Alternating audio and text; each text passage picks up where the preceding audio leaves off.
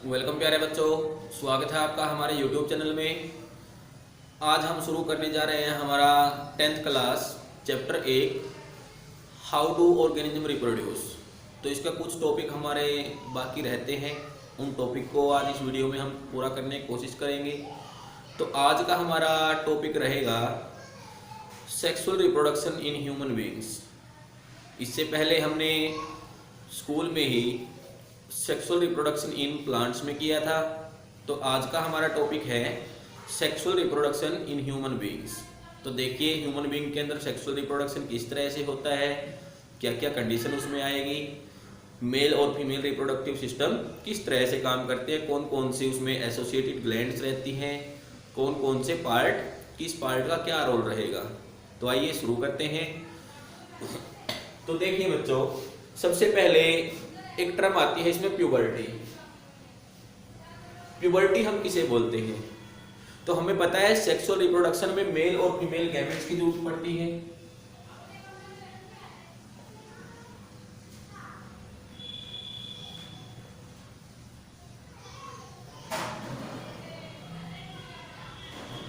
Mail और female gametes की जरूरत पड़ती है। तो ह्यूमन बीइंग के अंदर जब मेल के अंदर मेल गैमेट्स और फीमेल के अंदर फीमेल गैमेट्स प्रोड्यूस होना स्टार्ट हो जाते हैं, तो उस टाइम को बोलते हैं प्यूबर्टी, यानी कि मैच्योरिटी। जब मेल के अंदर मेल गैमेट्स बनना स्टार्ट हो जाते हैं, फीमेल के अंदर फीमेल गैमेट्स बनना स्टार्ट हो जाते हैं, तो उस टाइम पीरियड को बोला जाता है प्यूबर्टी। तो जो मेल गैमेट रहेगा ह्यूमन बीइंग के अंदर वो रहेगा स्पर्म, और जो फीमेल गैमेट रहेगा वो रहेगा ovum.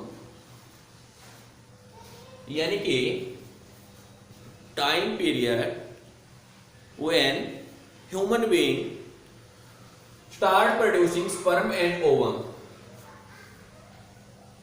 that time period is known as puberty। ऐसा टाइम जब ह्यूमन बीइंग मेल और फीमेल गैमेट्स की प्रोडक्शन करना स्टार्ट कर देते हैं, तो उस टाइम को बोला जाता है प्यूबर्टी। तो आइए आगे देखते हैं प्यूबर्टी की हम पहचान कैसे कर सकते हैं। पता कैसे चलेगा कि मेल के अंदर या फीमेल के अंदर प्यूबर्टी स्टार्ट हो गई है? तो उसके लिए कुछ चेंजेस है जो हमें मेल और फीमेल के अंदर देखने को मिलते हैं। तो देखिए क्या क्या चेंज देखने को मिलेगा।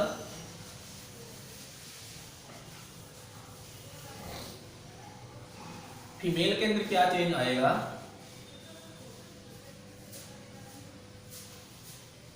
ब्रेस्ट साइज इंक्रीज हो जाएगा।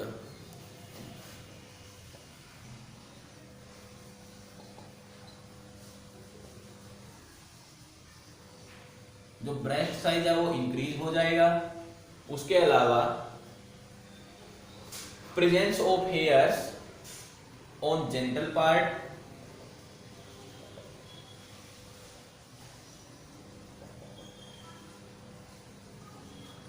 जेनिटल पार्ट पे हेयर्स प्रेजेंट हो जाएंगे। जो साउंड है वो बिल्कुल बारीक हो जाएगी, पतली हो जाएगी। फीमेल के केस की बात कर रहे हैं हम। फीमेल में जो साउंड है वो बारीक हो जाएगी, यानी साउंड की जो पिच है वो डिक्रीज हो जाएगी।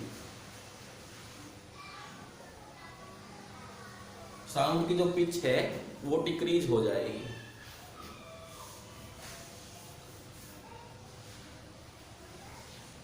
तो ये कुछ चेंजेस हो गए। या फिर और बोल सकते हैं इसके अंदर स्किन बिकेम ऑयली,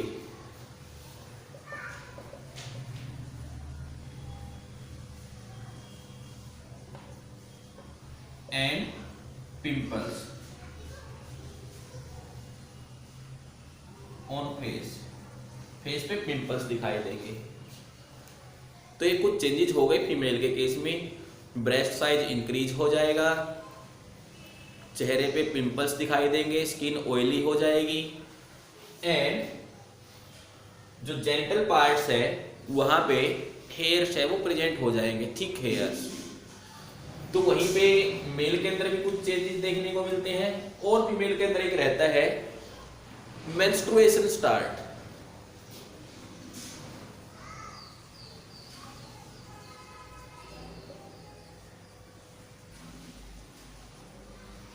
जो मेंस्ट्रुएशन है या फिर मेंस्ट्रुअल साइकिल इसको बोलते हैं,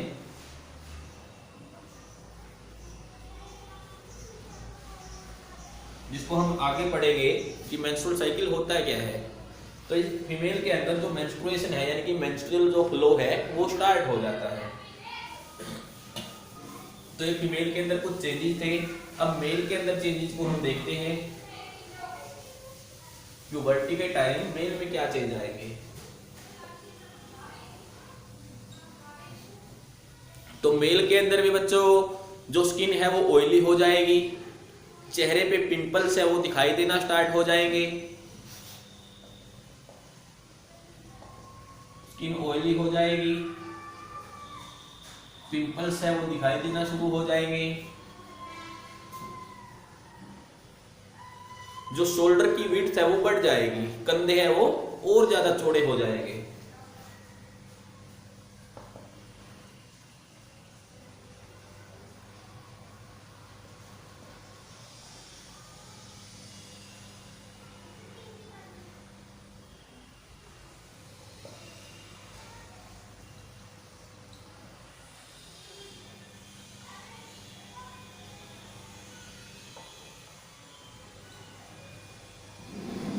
जो शोल्डर की विड्थ है वो चौड़ी हो जाएगी, साउंड में क्रैक आ जाएगा, आवाज है वो मोटी हो जाएगी लड़कों की, और जो हेयर्स है जेनिटल पार्ट पे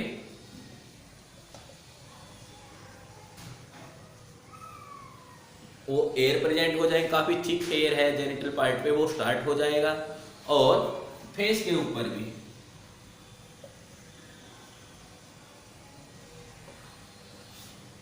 फेस के ऊपर हेयर्स प्रेजेंट हो जाएंगे, यानी कि मूछें हैं और जो दाढ़ी है वो उगना स्टार्ट हो जाएगी।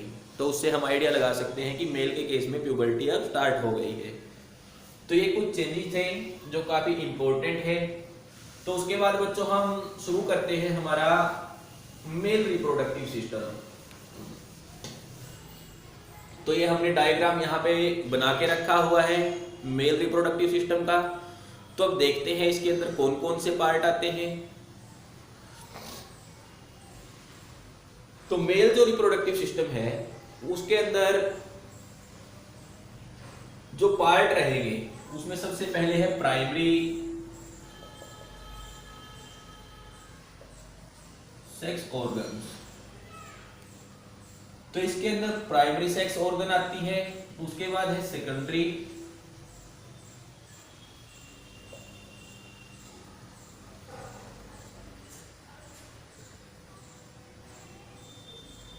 और उसके बाद है एक्सेसरी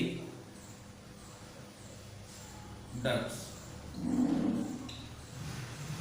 और ग्लैंड्स। तो ये तीन चीजों से मिलके मेल जो रिप्रोडक्टिव सिस्टम है वो बना होता है। मेल रिप्रोडक्टिव सिस्टम के अंदर तीन चीजें जरूरी रहेगी बच्चों, primary sex organ, secondary sex organ, accessory duct और ग्लैंड्स। तो इन तीन चीजों से मिलके हमारा पूरे का पूरा मेल रिप्रोडक्टिव सिस्टम है वो बना होता है। तो अब देखिए जो प्राइमरी सेक्स ऑर्गन है वो क्या रहेगा। जो प्राइमरी सेक्स ऑर्गन है वो है टेस्टिस।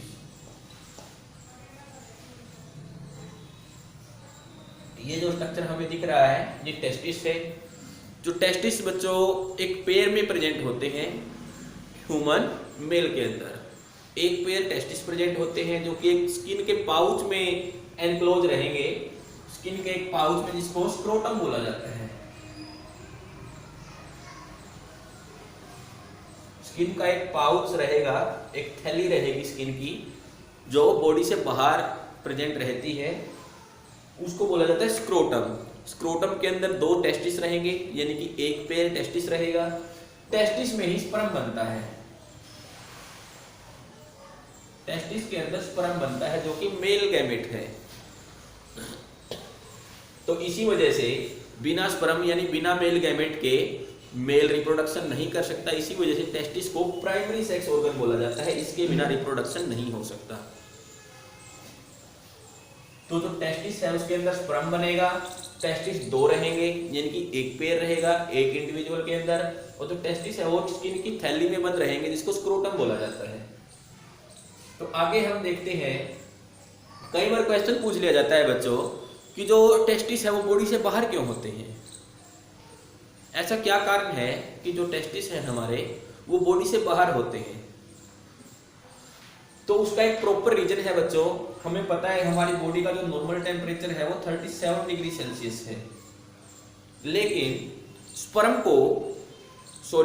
टेस्टिस को स्पर्म बनाने के लिए जो बॉडी टेम्परेचर चाहिए वो रहेगा 35 डिग्री सेल्सियस या फिर 34.5 डिग्री सेल्सियस। तो नॉर्मल जो हमारी बॉडी का टेम्परेचर है उससे कम टेम्परेचर चाहिए टेस्टिस को स्पर्म बनाने के लिए। इसी वजह से यदि टेस्टिस हमारी बॉडी के अंदर होते तो उनका भी टेम्परेचर 37 डिग्री सेल्सियस हो जाता। इसी वजह से उनको बॉडी से बाहर रखा जाता है और उनका टेम्परेचर नॉर्मल बॉडी टेम्परेचर से कम रहता है, 2 से 2.5 डिग्री सेल्सियस तक। इतना टेम्परेचर कम रहता है टेस्टिस का, जो कि स्पर्म के प्रोडक्शन के लिए जरूरी है। और स्पर्म के बनने की जो प्रोसेस है उसको स्पर्मेटोजेनेसिस बोला जाता है। स्पर्म के जो बनने की प्रोसेस है उसको बोला जाएगा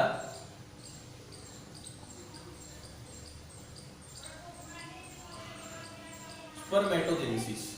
स्पर्म के जो बनने की प्रोसेस है उसको बोला जाएगा स्पर्मेटोजेनेसिस। स्पर्मेटोजेनेसिस टेस्टिस में होगी। टेस्टिस के अंदर जो मेल जर्म सेल है उनके अंदर टेस्टिस बनेंगे, ये स्पर्म बनेंगे और स्पर्म यहाँ से चलेगा। फिर जो यहाँ पे डक्ट दिख रही है वो है वास्ट डिफरेंस। ये जो डक्ट है यहाँ पे नाम लिखा हुआ है इसका, ये वाला वास्ट डिफरेंस, जो ये डक्ट है ये क्या करती है, जो टेस्टिस के अंदर स्पर्म है, स्पर्म जो बन रहा है ये उसको लेके जाएगी यूरेथ्रा तक। यूरेथ्रा एक ओपनिंग है जिसके अंदर से हमारा यूरिन भी पास आउट होता है और स्पर्म भी पास आउट होता है। तो एक कॉमन ओपनिंग है यूरिन और स्पर्म के लिए जिसको हम यूरेथ्रा बोलते हैं। जब हमने एक्सक्रीटरी सिस्टम पढ़ा था किडनी, उसमें भी यूरेथ्रा का जिक्र आया था। तो जो एक्सेसरी सेकेंडरी सेक्स ऑर्गन है उसके अंदर हमारा पेनिस रहेगा।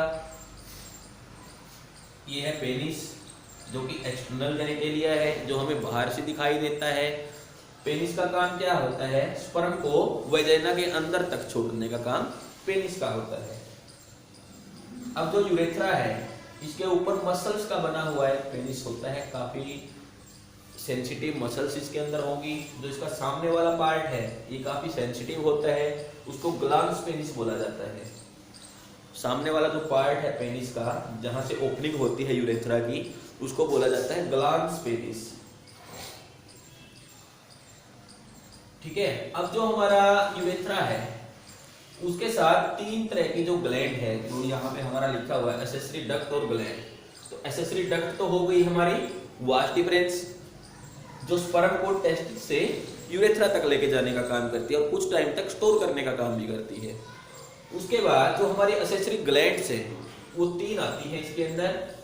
एक ये हो गई, एक ये हो गई और एक ये यहाँ पे। जो सबसे ऊपर है वो है सेमिनल वेसिकल, उसके नीचे बुल्बोरेथ्रल ग्लैंड, इसको कॉपर्स ग्लैंड भी बोलते हैं, और सबसे नीचे है जो वो है प्रोस्टेट ग्लैंड। अब ये तीनों ही ग्लैंड क्या काम करती है, जो प्रोस्टेट ग्लैंड है और सेमिनल वेसिकल है, इन दोनों ग्लैंड के अंदर से एक लिक्विड निकलता है, एक फ्लूइड निकलता है।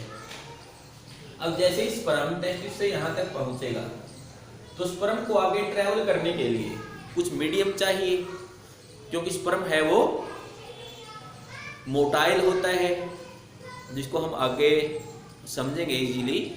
तो उसको ट्रैवल करने के लिए एक मीडियम चाहिए। तो ये ग्लैंड दोनों ही मिलके सेमिनल वेसिकल और प्रोस्टेट ग्लैंड एक लिक्विड सेक्रेट करती है।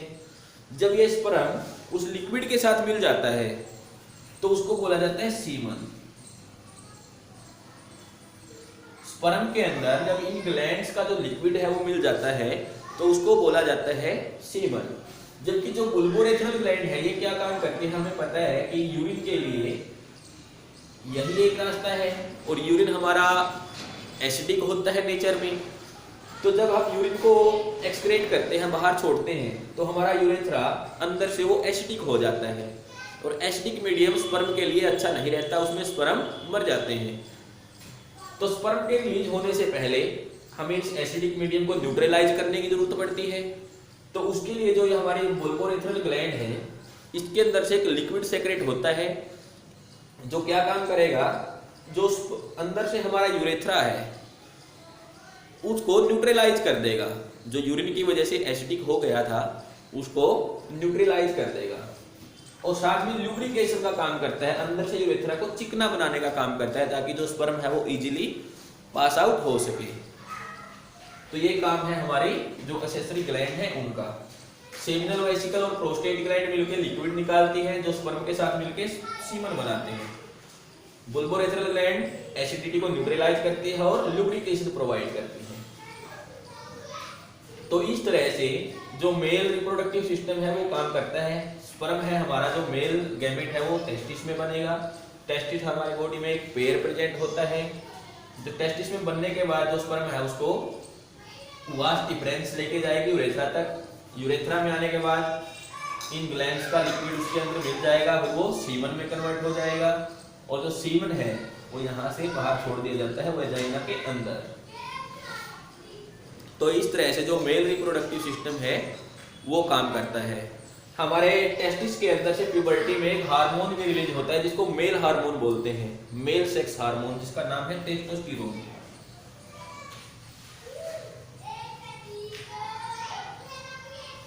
इसको बोला जाता है मेल सेक्स हार्मोन।